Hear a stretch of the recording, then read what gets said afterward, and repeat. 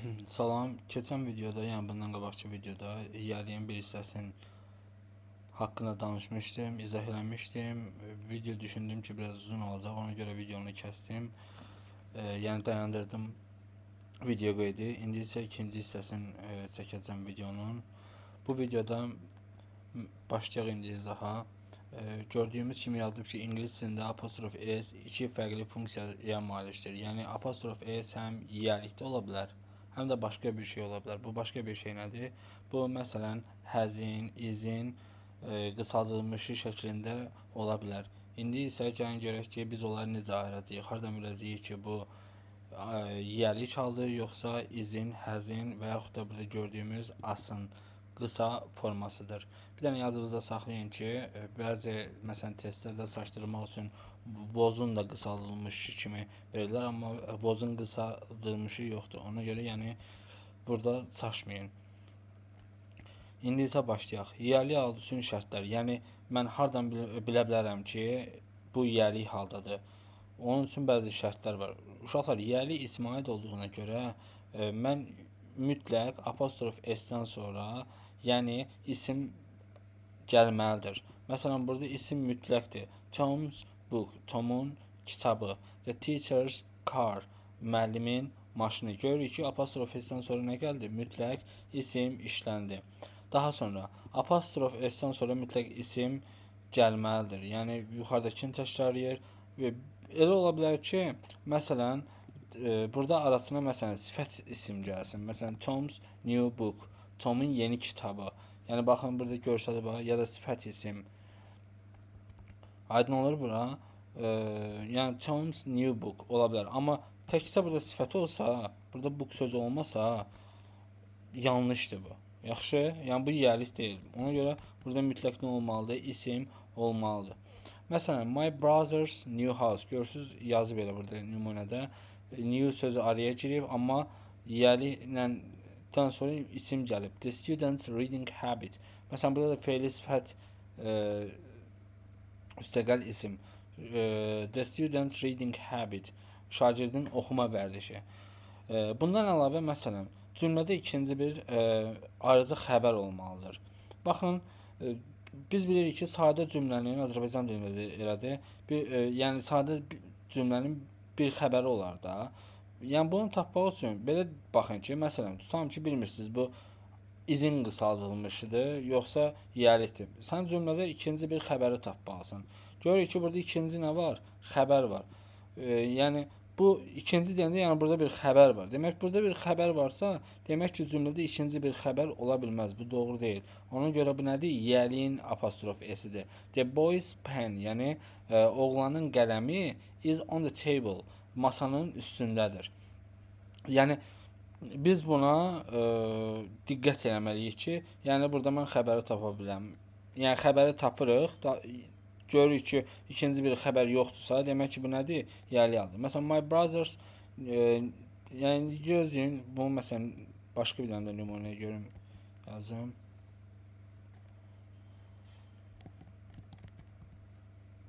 Məsələn, rahib, apostrof s,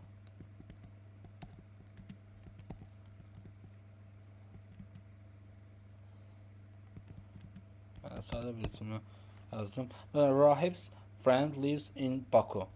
İndi sən bilmirsən burada izin qısaldılmışıdır, nə bilim həzin qısaldılmışıdır. Burada nə etməliyəm mən? Cümlənin xəbəri. Baxıram görün cümlədə xəbər var. Rahib məsələn lives. Lives nədir? Yaşayır deməkdir. Aha, görürəm ki, bu xəbər var da bu cümlədə. Xəbər varsa, demək mən bu iz ola bilməz. İzin qısaldılmışı deyil. Bu ayrı, yəni yiyəlik haldır. Bir cümlədə, sadə cümlədə də dedik ki, iki xəbər ola bilməz. Demək bu nədir uşaqlar? Bu yiyəliyin apostrofiyasıdır. Rahibin dostu Bakıda yaşayır. Aydın oldu da yəqin ki, bura. Bunu siləyindi. İndi məsələn bura baxaq. Əgər apostrof s-dən sonra isim yox, başqa nitq hissəsi, məsələn article, fail, zərf, sözünün və s. gələrsə, bu yiyəlik hal deyil. Burada apostrof s məsələn yiyəlik hal deyil, sadəcə qısaldılmış formadır. Let's bərabərdir let us-a, his bərabərdir his.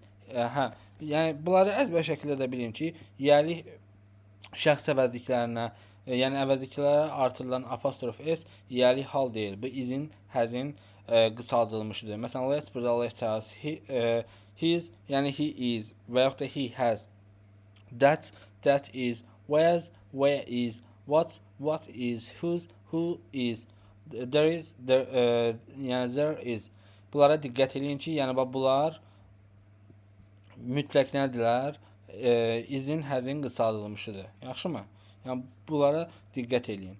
Yekun qayda. Yiyəlik hal yalnız ismi artırılır, sonra isim gəlir, cümlədə ayrıca xəbər olur. Qısaldılmış formalar fe'l və ya əvəzliklə birləşir, yiyəlik hal sayılmır.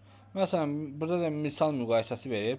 John's car is new. Avtomatik mən burada nəyi gördüm? İzi gördüm. Elədir. Yəni cümlənin xəbərini tapdım. Demək ki, buradakı apostrof s nədir? Yiyəlikdir. John's car, John'un maşını yenidir. Məsələn, görürəm ki, baxıram bura. Bu cümlədirsə mənim nəyim lazımdır? Xəbərim lazımdır. Xəbər görürəm mən bu cümlədə, görmürəm. Demək ki, bu nədir? Elə xəbərin özüdür. İzin qısaldılmışdır. John is here. Yəni John buradadır. Yaxşımı? Beləliklə apostrof s-in yiyəlik hal olub olmamasını anlamaq üçün məsələn sonra yəni isim gəlirmi buna baxırıq. Bir də cümlədə ayrıca xəbər varmı? Yəni bunlara diqqət edirik. Bu iki şərt ödənirsə yiyəlik hal. Yəni isim gəlibsə və ayrıca xəbər varsa. Məsələn görürsən həm isim gəlib burada, həm də nə var? Ayrıca xəbər var. Onda nədir bu? Apostrof s yiyəlikdir. Amma isim yoxdursa özündən sonra və ikinci bir xəbər yoxdursa, onda burada nədir? Bu yiyəlik hal deyil. Yəni izin və yaxud da başqa bir, yəni bu nümunədə izin qısaldılmışıdır. Yəqin ki, bura aydın olur. Gəlin indi yenə baxaq. Burada nümunələr verib. John's book is new. Burada rahatdır, izi gördüm. Demək bu nədir? Apostrof s yiyəliyindir. John's book is new. John'un kitabı yenidir. Məsələn, bura baxıram. Həm burada baxın bu kitab verib, həm də ayrıca bir xəbər verib. Məsələn, burada here, yəni isim deyil. Yaxşımı? Yəni ikinci bir xəbər də yoxdur burada. Demək bu elənin özü nədir? İzin qısaldılmışdır. My sister's cat is red. Yəni burada indi nümunələr izləndir. Ona görə necə deyim? Yəni izlən olduğuna görə şərt deyir ki, hamısında iz olmalıdır. Məsələn, my sister's car, məsələn, bayaq my sister's, məsələn, nə olsun, mənim bacımın, yenə friend, məsələn, bought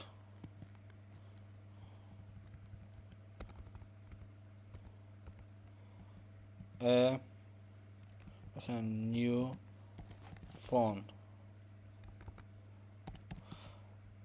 My sister's friend, yəni bought a new phone. Bu o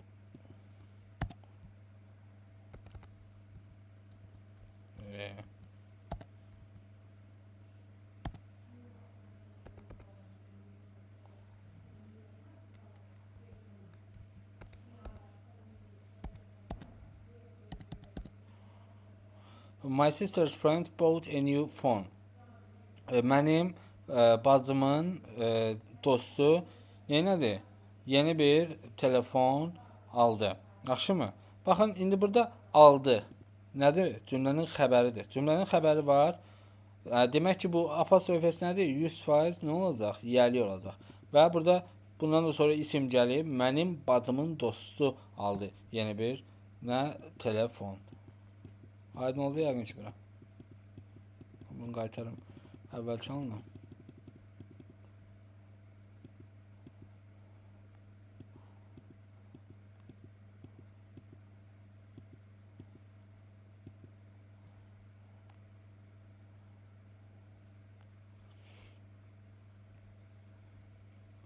Məsələn, the teacher's advice was useful. Baxın, burada was var, xəbərdir. Nə oldu? Müəllimin məsləhəti faydalı idi. Bura baxırıq, bunlara, yəni bunlar qısaldılmış formalardır. Bunlar yiyəlik hal deyil. Baxın, burada nə var? Here var. Bu, yəni apostrof s-dən sonra here falan varsa, bunlar yiyəlik hal deyil. Məsələn, she's happy. Baxın, apostrof s-i verib. Daha sonra isim gəlib bundan sonra gəlməyib. Məsələn, sadəcə sifətdir. Demək bu nədir? Yəli-yalı deyil, izin qısaldılmışıdır. He, məsələn, baxın, görürük ki, burada nə var? Fail 3 var. Demək bu nədir? He has gone. Yəni present perfect zamandır. Let's go, yəni let us go. That's my bag. That is my bag. Bu. Yaxşımı? Yəni bunlara diqqət yetirin. Apostrof S və sifət məsələsi. Gəlin indi bura baxaq. Əgər apostrof S-dən sonra yalnız sifət gəlirsə, bu yəli hal deyil. Bayaqları bunu yuxarıda dedim. Çünki yəli halın işlənməsi üçün mütləq bir isim və yaxud da məsələn sifət isim, feil sifət, yəni isim mütləq gəlməlidir. Bunlara onsuz da baxmışdıq. Məsələn, burada nə yazılıb? Mr. Smith old. Olddan sonra uşaqlar burada başqa bir isim görürük, görmürük ki, sadəcə sifətdir. Və yenə deyirəm, istəsəz ikinci bir xəbər tapın. Var burada xəbər? Yoxdur. Demək bu nədir? Elə izin qısaldılmışdır. Mr. Smith is old. Yəni Mr. Smith yaşlıdır. Baxın, nədir bu? Yəli hal deyil. Burada old sadəcə sifətdir, isim yoxdur. Bu aydın oldu mu uşaqlar bura? Məsələn, burada baxın indi. Mr. Smith's old photo was placed above the bed. Baxın, burada nə var? Was placed. Cümlənin nəyi var? Xəbəri var və demək ki, bu nə olacaq? Yəli olacaq. Və burada olddan da sonra nə gəlib? İsim gəlib. Mr. Smith'in köhnə şəkli was placed yerləşdirildi. Harda yerləşdirildi? Above the bed. Yəni çarpayının yuxarısında yerləşdirildi. Məsələn, the teacher is clever. Məsələn, clever nə deməkdir? Ağırlı deməkdir. Bundan sonra isim görürük, görmürük və cümlədə xəbər görürük, görmürük. Görmürüksə demək nədir bu? Xəbərdir də bu. İzin qısaldılmışıdır. Müəllim ağıllıdır. Məsələn, clever sifətdir, isim yoxdur. Bu contraction ola bilər. Yaxşı? Məsələn, the teacher's clever idea helped us. Kömək etdi bizə. Baxın, kömək etdi. Xəbər var. Nə kömək etdi bizə? Müəllimin ağıllı ideyası. Baxın, clever'dən sonra nə verib? İsim verib. The teacher's clever idea helped us. Daha sonra apostrof S plus ing'li söz. Burada əsas məsələ cümlədə ayrıca xəbər olub olmamasıdır. Yəni bayaqki dediyimə oxşuyur. Məsələn, baxın, cümlədə ayrıca xəbər varsa, gerund, yəni apostrof S yəli hal göstəricidir. Baxırıq bura. Məsələn, Peter's running surprised everyone. Surprise nə deməkdir? Təəccübləndirdi. Bu nədir uşaqlar? Bu feildir.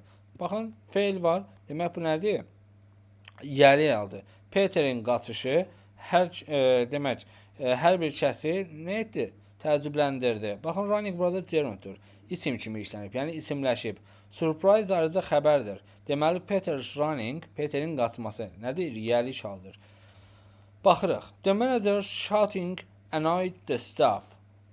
Baxıram, görürəm burada nə var? Xəbər var. Xəbər varsa demək bu nədir? ING-li söz. Yəni, continuous zaman deyil bu. Menecerin nəyi? Bağırmağı, heyəti nə etdi? Qəzəbləndirdi, qıcıqlandırdı. Baxırıq, shouting nədir? Gerunddur, annoyed xəbərdir, manager shouting, menecerin qışqırması, bağırmağı.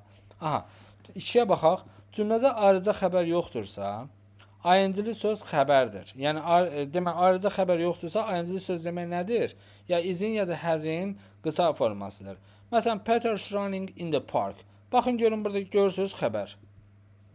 Yoxdur ki, demək, elə bu özü nədir? Xəbərdir. Bu nəyin qısaldılmışdır? Present continuous'un qısaldılmışdır. Peter hal-hazırda parkda neyir? Qaçır. Burada running xəbərdir. Peter is running. Baxın, burada Peter's running yuxarıda var idi. Peter's running surprised everyone. Oxşuyur da, məsələn, birinci bura ilə bura. Amma bundan sonra xəbər gəlib. Xəbər gəlibsə, demək, bu özü nə olub? İsimləşib, yəni gerund funksiyasında da çıxış edib. Burada bu nədir? Yəli aldı. Amma burada xəbər olmadığına görə Peter's running in the park. Belə deyim də, əgərləri tərcümə qabiliyyətiniz yaxşıdırsa, söz bazanız yaxşıdırsa, ilk oxuyanda da heç bu dərinliyə getmədən siz bunları rahatlıqla tapa bilərsiniz. Biraz vərdişdən, bir də söz bazasından asılıdır. Məsələn, the manager is shouting at the workers. Baxırıq. Xəbər görürəm burada. Görürəm də shoutingdir. Başqa birini görmürəm ki, demək ki, bu nədir? İzin qısaldılmışdır. Menecerin nəyi? Qışqırma, menecer demək, işçiləri nə edir? Qışqırır, bağırır. Yekun qayda. Əgər cümlədə ayrıca xəbər varsa, ayıncılı söz gerund kimi işlənir. Apostrof s yəli olur. Əgər cümlədə ayrıca xəbər yoxdursa, ayıncılı söz xəbərdir, contraction olur. Yaxşımı? Burada da məsələn misal müqayisəsi var. Yəni siz bu biraz qarışdırırlar bilər deyə biraz qalacam bütün nümunələrin üstə. Məsələn, Peter's running surprised everyone. Aha. Görürsüz, burada running da var. Deyirsən ki, xəbər ola bilər, run qaçmaqdır. Və burada nəyə görürəm mən? Surprise-i görürəm. Surprise burada var. Amma burada ikinci bir xəbər, ikinci cümləyə baxın, görmürük. Onda nə olur? Peterin qaçmağı, yəni qaçmağı. Burada nədir? Peter qaçır. Baxın, Peter's running, burada apostrof s özündən sonra isimləşmiş gerund qəbul edib və daha sonra da xəbərini alıb. Amma burada görürük ki, özündən sonra məsələn ismi var. Tutam ki, bunu isim qəbul elədik. Dedik ki, burada da isimdir. Amma sonra nə olmalıdır? Xəbər olmalıdır. Xəbər yoxdur ki. Deməklə bu özü nədir? Xəbərdir. Peter is running. Yaxşımı? Beləliklə, apostrof s-in yəli hal olub olmamasını anlamaq üçün cümlədə ayrıca xəbər axtarmaq kifayətdir. Yəni, bu qeydiyyatınızda saxlayın. Cümlənin yəli olub olmamağını bilmək üçün cümlədə ayrıca xəbər axtarmaq kifayət edir. İndi ad və soyadların yəli halı, possessive forms of names. Bir nəfərə aid olduqda, məsələn, əgər söhbət bir nəfərdən gedirsə, ad və ya soyadın onunda sonuna apostrof s əlavə olunur. Məsələn, görürük, Mr. Brown's place, cənab Brown'un evi. Yəni burada bu bir nəfərə aiddir. Mr, Mrs, Miss. Yəni bu sözlər olanda daha sonra nə olur? Yəni bunlara artırılmır apostrof s. Bu sözə artırılır. Məsələn, Mrs. Smith children. Xanım Smith'in uşaqları. Miss Green's office. Xanım Green'in nəyi? Ofisi. Yanlış formalar uşaqları bunlardır. Yəni bunlarda siz diqqət eləyin, baxın. Əgər bunların önündə D artiklini görmürsünüzsə, yəni testlərdə ən çox çaşdırmaq üçün nə edirlər? Bunlara, yəni bu formada verirlər. Bu yanlışdır. Əgər artikel falan yoxdursa, sadəcə nə ilə bunları biz yəliyə salırıq? Apostrof s-lə salırıq. Yəni burada bir ailədən söhbət getmir. Bir nəfərdən, Mr. Brown'la söhbət gedir. Bir nəfər üçün həmişə nə işlədilir? Apostrof eş. Eşlə dəstəvrlər. Apostrof s. Bir ailəyə aid olduqda, family names, bunları cəmləyəndə, axı biz xüsusi isimləri keçəndə yadımızdadırsa demişdik ki, D artikli qoyurduq ailənin adının önünə və sonra da mütləq nə qoyurduq? S qoyurduq. Baxırıq, o qaydanı görürük də burada. Qayda nədir? D artikli, daha sonra soyad, sonra s, daha sonra da apostrof qoyacağıq. Yaxşımı? Yəni bu yuxarıda olan tək nəfəri bildirir. Ailədə olan tək nəfəri. Amma D üstəgəl soyad, üstəgəl s olanda daha sonra apostrof nəyi bildirir? Bütöv bir ailəni bildirir. Məsələn, burada da yenə görsədib. The Ford cars, yəni Fordlar ailəsinin nəyi? Maşınları. The Wilmot house, Wilmotlarının nəyi? Evi. The Black's garden, Blacklar ailəsinin bağı. Görürsünüz burada nə edib? D artiklini verib, daha sonra adı verib, ailənin adını verib, yəni s-lə verib, daha sonra da apostrofu verib. Yəni bu formada siz Mr, Mrs, Miss, yəni bu sözlərin önündə D artikli görmürsünüzsə, yoxdursa, demək ki, bu nədir? Təkdə olan sözlərdir və bunları biz nə ilə düzəldirik? Apostrof s-lə düzəldirik. İndi burada məsələn yanlış formalar verib. The Ford car. Demək bu nədir? Yanlışdır. Bu doğru necə olardı? Apostrofu buradan silib s-dən sonra yazardıq. Yaxşımı? Unutmayın, ailə bildirərkən əvvəl soyad cəm olur. The Browns, sonra yalnız apostrof s demək s apostrof əlavə olunur. Əlavə edilir. Yenə burada təkrar yəqin ki deyəcək. Vacib qayda D varsa soyad cəm olur. D yoxdursa soyad cəm olmur. Bunu da belə qeyd kimi yadınızda qalsın. İndi bilmirəm, bir qayda təkrar yazılıb biz sizi bezdirir yoxsa yox, amma yenə də göz yaddaşıdır da. baxıb yadınızda saxlaya bilərsiniz. Mr. Nixon, bax düzgün. Cənab Nixon bir nəfərdir. Bunun yəliyi necə olacaq? Mr. Nixon's car. Mr. Nixon'ın maşını. Tək olduğuna görə nə etdim? Sadəcə apostrof S qoydum. The Nixons, yəni Nixonlar ailəsi. İndi mən bunu yəliyə salmaqdan ötürü bunun özünün S-i var da onsuz da. Cəm onu nə etdim? Sadəcə bir dənə apostrof qoydum. The Nixon's house. Nixonlar ailəsinin nəyi? Evi. İndi burada yadda saxla deyil, yenə eyni şeylərdir. Bunlara baxarsınız. Bu da bunun formulasıdır, düsturudur. Yenə təkrardır. Buna baxa bilərsiniz. Aha. İndi gəlirik bura. İngiliscində bəzi söz birləşmələrində əvvəllər home, shop, office sözləri işlənirdi. Bu əslində Azərbaycan dilində də var. Məsələn, zəng edirlər bizə hardasan, tutam deyirəm ki, nənəmgildəyəm. Yəni orada nənəmin evində demirəm ki, nənəmgildəyəm. Yəni ev sözü falan qısaldılıb, yəni çıxarılıb bəzi sözlərdən. Yəni tezbazar qısa olsun deyə. Bu ingiliscində də var. Baxın, ingiliscində bəzi söz birləşmələrində əvvəllər home, shop, office sözləri işlənirdi. Amma indi bu sözlər çox vaxt buraxılır.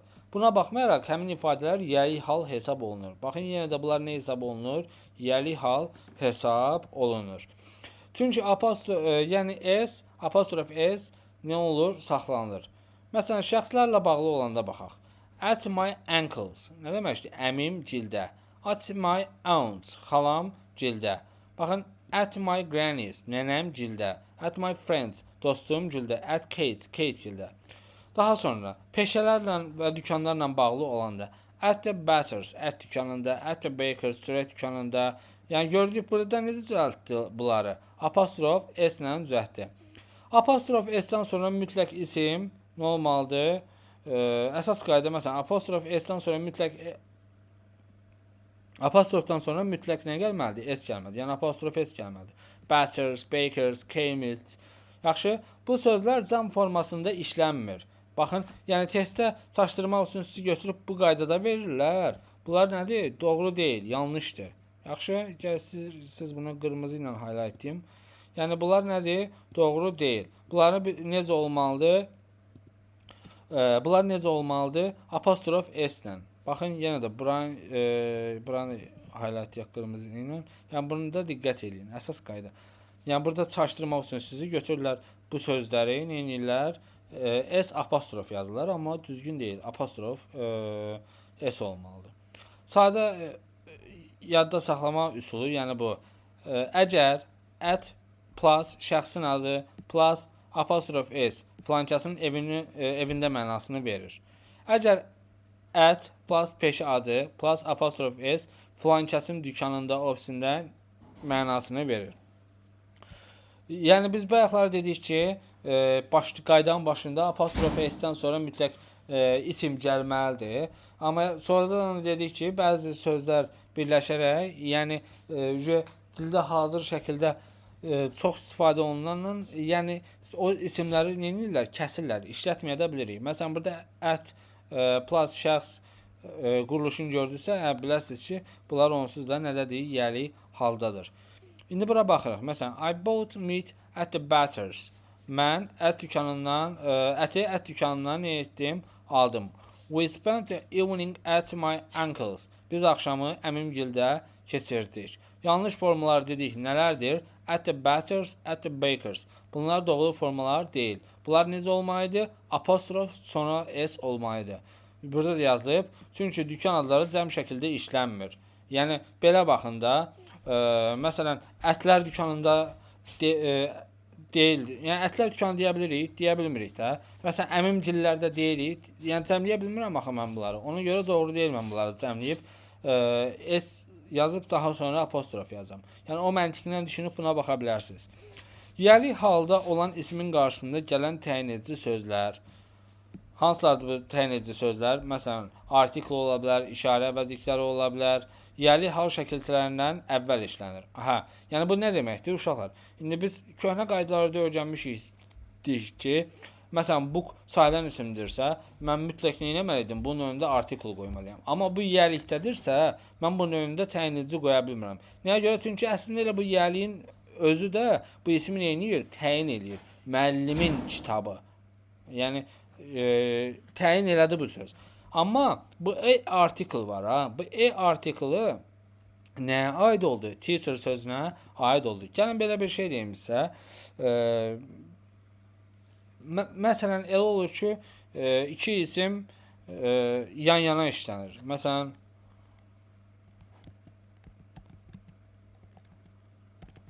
stone wall, daş divar. İndi stone nədir? Uşaqlar, sayılmayan isimdir. Mən bundan artikel işlədə bilərəm. Təklikdə olsa işlədə bilmərəm. Amma mən buna artikeli yazmalıyam. Nəyə görə yazmalıyam? Çünki bu belə bir şey deyim. Əgər iki isim yanaşı işlənirsə, burada əsas isim nədir? Yəni budur. Birinci gələn təyindir. Bunu təyin edir. Azərbaycan dilində də elədir. Yəni iki isim yanaşı işlənəndə birinci isim təyindir. İkinci ismi təyin eləyir. Yaxşımı? Ona görə stone wall, yəni bir daş divar. Burada wall-a aiddir, stone-a aid deyil. Amma mən wall olmasa, bunu bu formada yazsam yanlış olacaq. İndi bunu nəyə görə dedim? Məsələn, burada da görürsən ki, iki isim yanaşı işlənib bu nümunədə. Bu da var. Bu da var. Sadəcə burada apostrof s-lidir.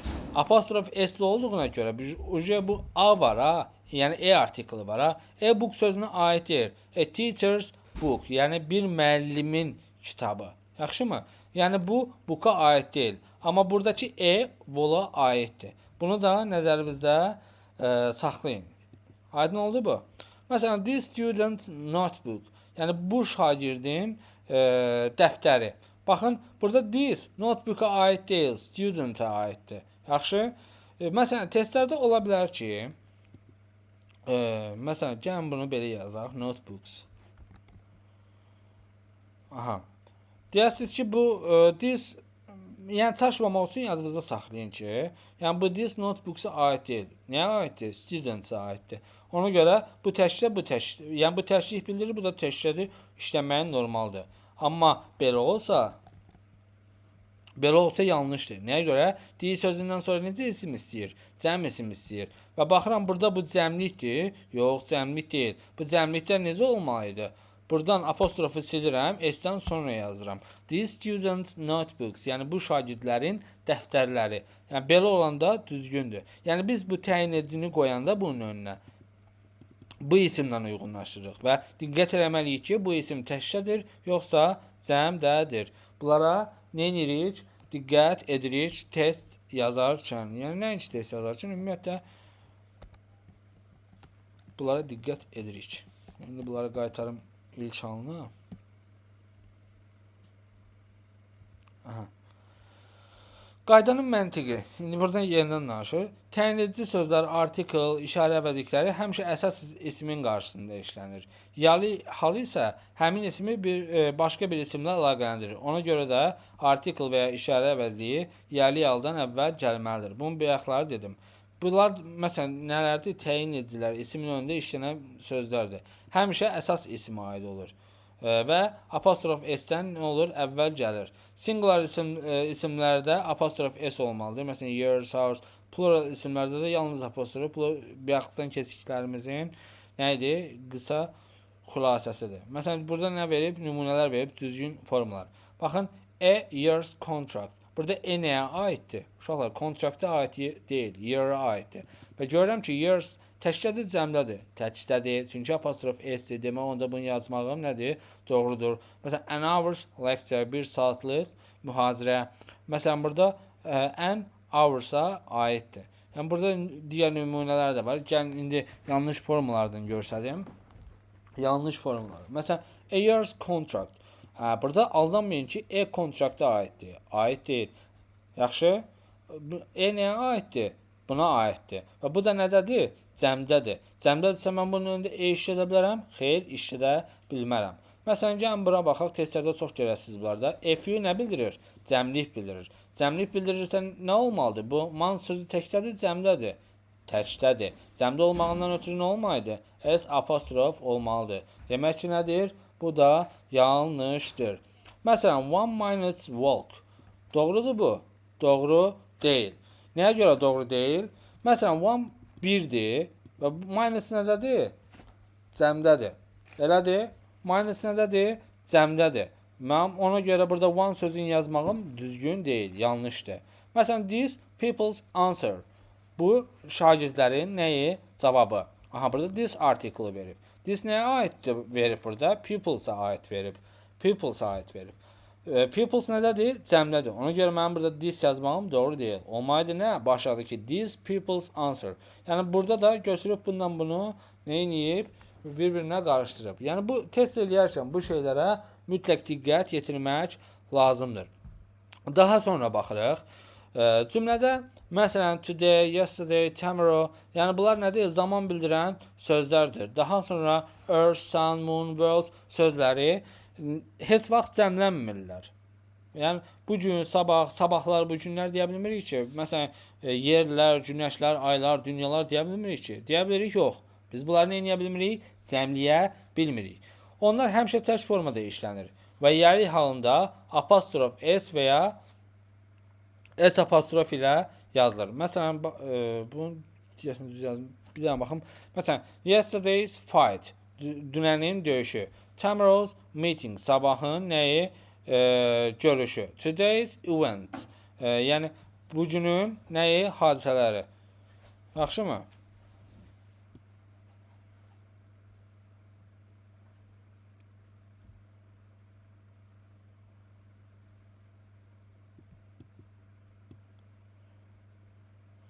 Yəni bunlara s apostrof yazmaq bu düz deyil.